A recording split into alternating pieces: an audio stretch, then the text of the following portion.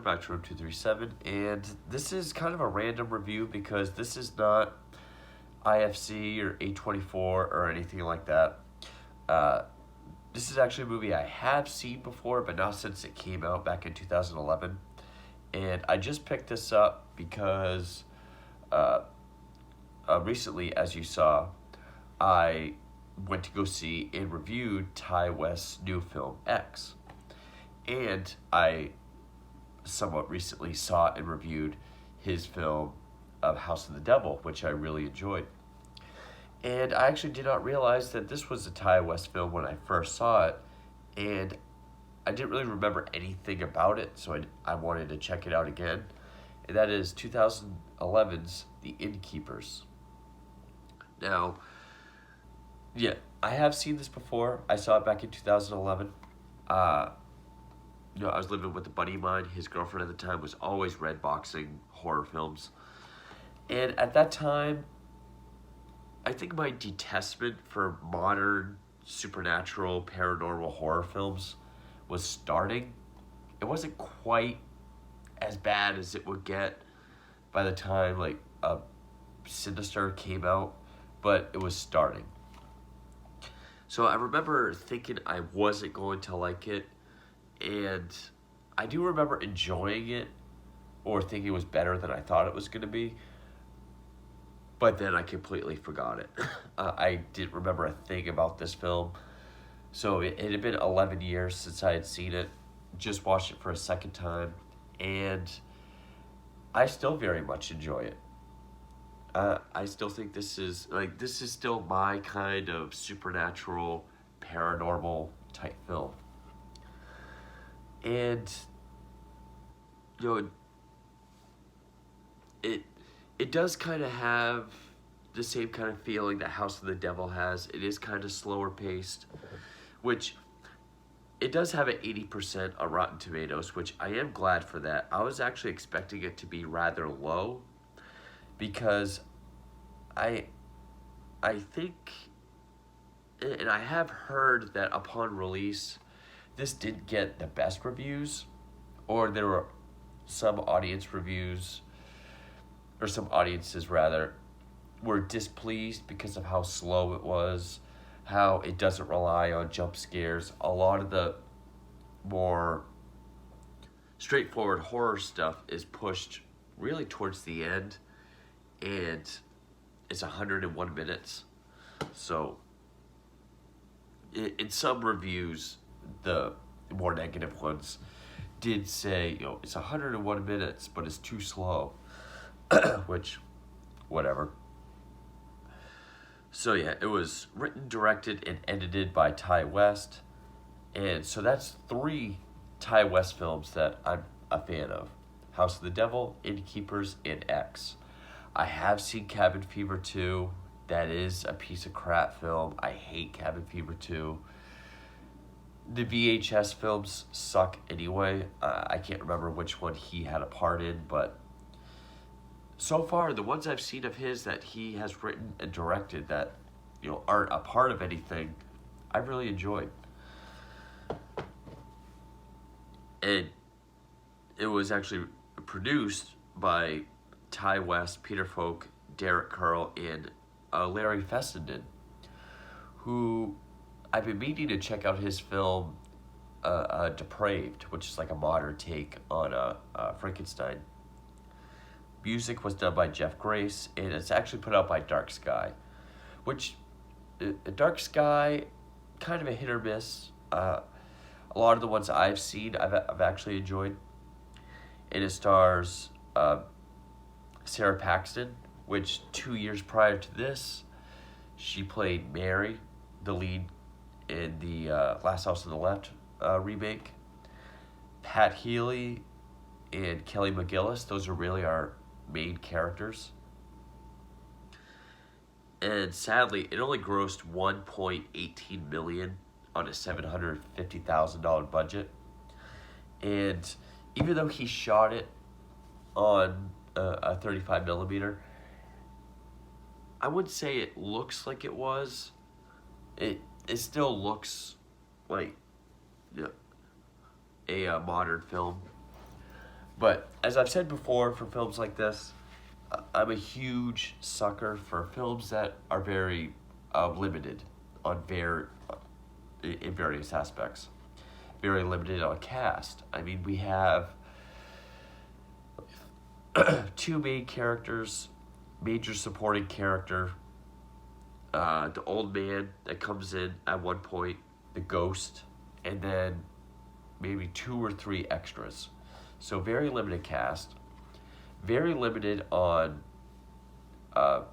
setting. It all pretty much takes place within this hotel, which is the Yankee Peddler Inn, which is in Connecticut and is believed to be haunted. And they actually stayed and shot there throughout for all of it. So that's actually pretty cool. And it does have a nice New England atmosphere to it. Like, it doesn't, like, kind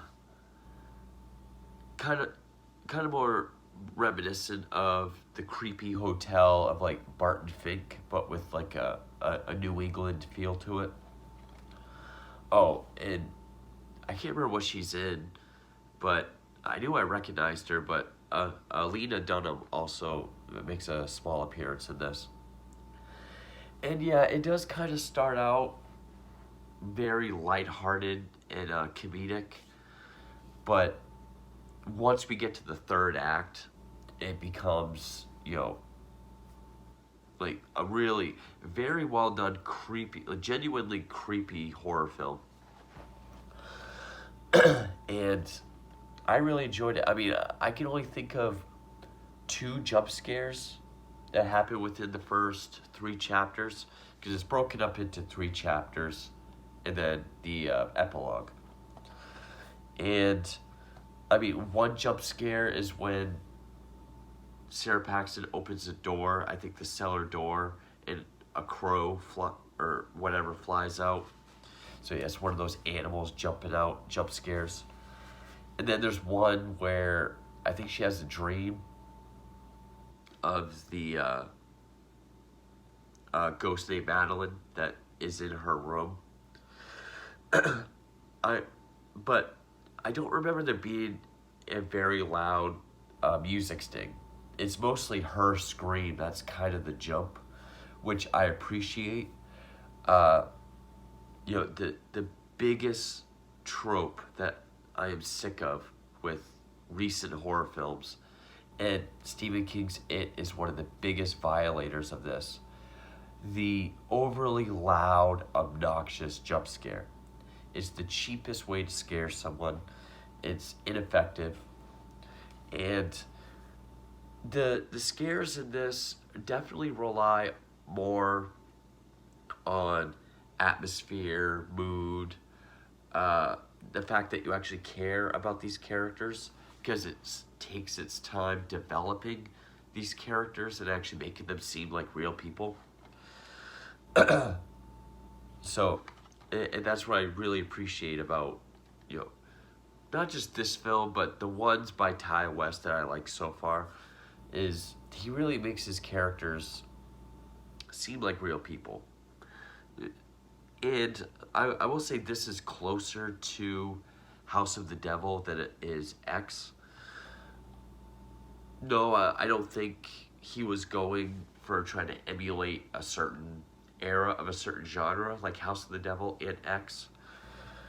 I will say it does kind of have that sophomoric feel, going for that, this slow burn, character driven, low budget horror story where mostly everything is pushed back to the very end, where that was a creepy house, this is a creepy hotel. But just not as good. I will say I do like House of the Devil more, but this is still very solid.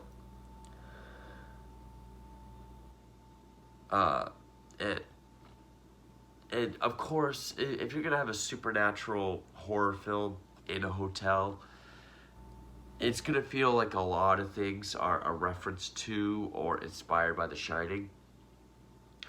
I don't remember too many, except for one of the very last shots, which there are a lot of tracking shots that look very nice. A lot of the hallway shots, these great sort of Kubrick symmetrical shots, which one of the last shots where it's just this camera like slowly zooming in down this hallway, perfectly symmetrical. I thought it was going to go towards the picture that's up on the wall at the end, but it does kind of turn and look into this room. But it was almost like the final shot for The Shining. But great use of the hotel, did a good job at sort of creating dread and atmosphere. Story-wise, I mean, it's the last weekend that the Yankee Peddler is open before it goes out of business, which it was closed down and renovated since this was made. So the only two employees left is Sarah Paxton as Claire and her friend Luke, played by Pat Healy, which he's a little bit older. He's kind of the Richard Dreyfuss a cynic of the movie, but he's very into paranormal activity and ghost hunting. She is as well, and they kind of have this a brother-sister kind of relationship. Great chemistry between the two actors. I think they jived very well together. You definitely bought the chemistry that they have. They're both staying at the hotel as well for this final weekend. And yeah, there was a lot of humor in the first half, mostly from Sarah Paxton's character, very different from her character in the Last House on the Left remake. She is very comedic. She is kind of dorky and clumsy, but in a very endearing, cute way. Like, it's never... She never gets annoying with it. One of their last guests is this famous actress that Claire has always admired, played by Kelly McGillis. And that's what her name was, Gillis or Gillis. Who's also an alcoholic, but now turned into this healer, like this psychic, who eventually Claire looks towards for help. And like Luke is designing this website. I don't know if it's scary places all over the country or just dedicated to the hotel. But the legend of the hotel is that there was this woman named Madeline O'Malley that stood up at the altar, and she committed suicide in her room at the hotel. And then, like, her body was stashed down in the cellar for a few days, and now people claim that she haunts it. And I'll even say the look of the ghost, I didn't mind. It's very simplistic. I think if this had been a throwaway PG-13 film with a bunch of jump scares, it probably would have looked worse. But with the atmosphere and everything, like, even having the ghost look exactly the same, putting it in a jump scare riddled PG-13 film, because this is rated R. It's a soft R, but that can affect how the ghost looks. But since this is a slower burn, more atmospheric, more a moody kind of film, the subtle look of the ghost is actually more effective. And it's really just white face paint with like some black around the mouth and eyes with white contacts. But it works. And it takes place over this weekend, and they spend their nights kind of going through the hotel, recording stuff, until eventually, on the final night, which, I mean, I'll say spoilers, which the ending actually did surprise me. I forgot how it ended, and I know some people weren't a fan of it. It There is an aspect of it that's not that great because it is the best scare of the whole film. But and then what you find out about that scene afterwards, but as far as what happens with one of the characters at the end, I was not expecting that. So I'll say spoilers here. Not not that it's like a mystery or a twist or anything. It's just, you know, if anyone wants to get into Ty West films since X came out, and maybe you're new to Ty West, I definitely do recommend this. It's got great cinematography, great mood and atmosphere, great characters. Uh, all the performances are well done. I actually don't even really remember that much music, to be honest. But yeah, I can recommend, especially if you like Ty West House of the Devil. It's probably most in line with that, and it is much better, even still, than a lot of the ghost movies of the period, like all the Paranormal Activities, A Haunting in whatever state, all those films. This beats the hell out of all those. Yeah, I'll take a movie like The Innkeepers over those any day. Is it as scary as, say, Insidious or The Conjuring? No. But I will say, for what they're going for, it is just as effective as those. So, uh, I'm not going to put the spoiler thing up because it's not really spoilers, but, you know, just the ending. uh, she enlists the help of this actress turned psychic, and, well, one, we find out that Luke, who is into all this paranormal stuff, has actually lied about all his past experience and is actually really creeped out because they go down to the cellar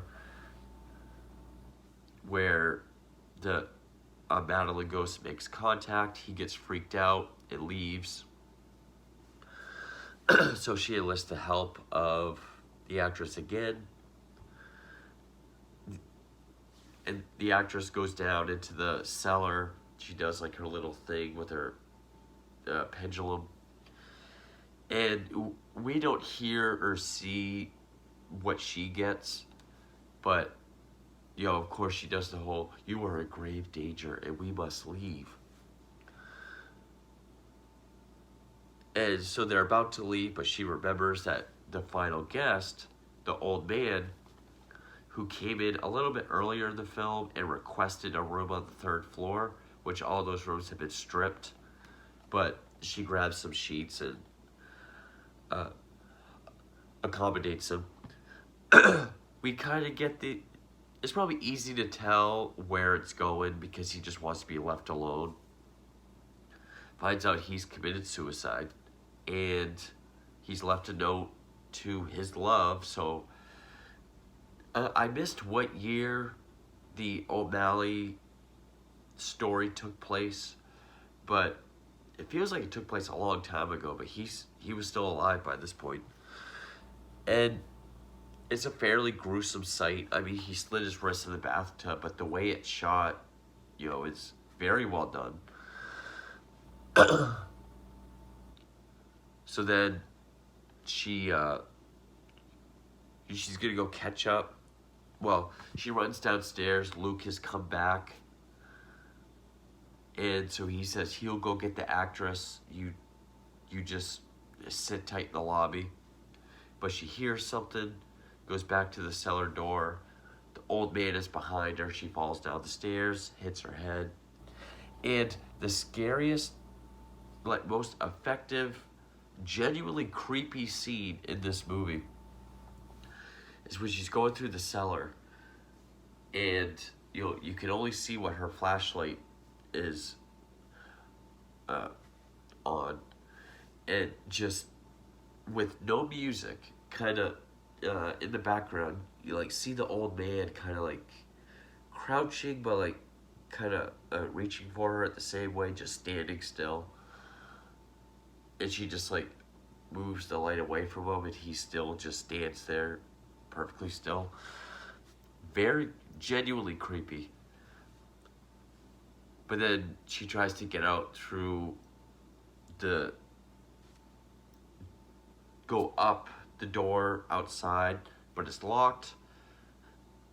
That's when the Madeline ghost is coming towards her, and then right when she comes up to the camera, cut to black. It's the next day, and what's ballsy is that she dies. I was expecting if anyone were to die in this, probably would have been Luke, because again, I didn't remember a thing from the first time I saw it. And yeah, the dream sequence was she I guess she imagined the whole thing, which I'm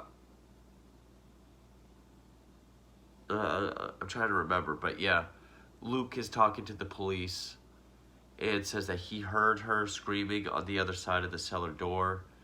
He wasn't strong enough to open it for her, and when the Madeline ghost came out to her, she died of an asthma attack.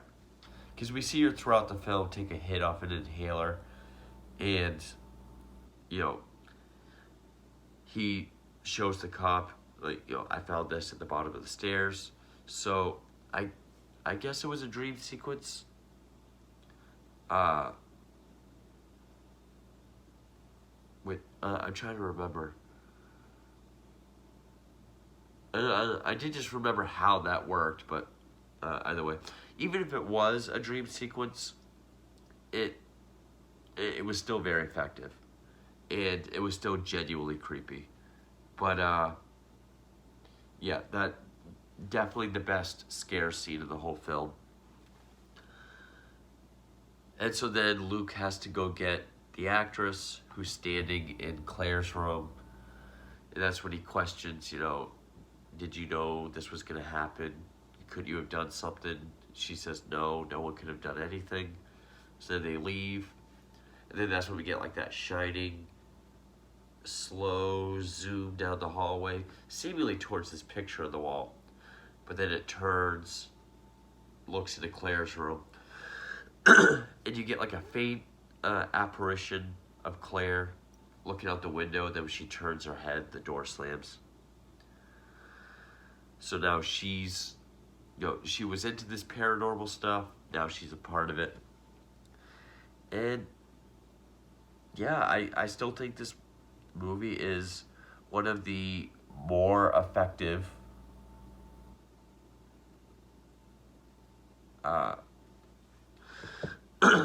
supernatural or paranormal horror films since 2010. And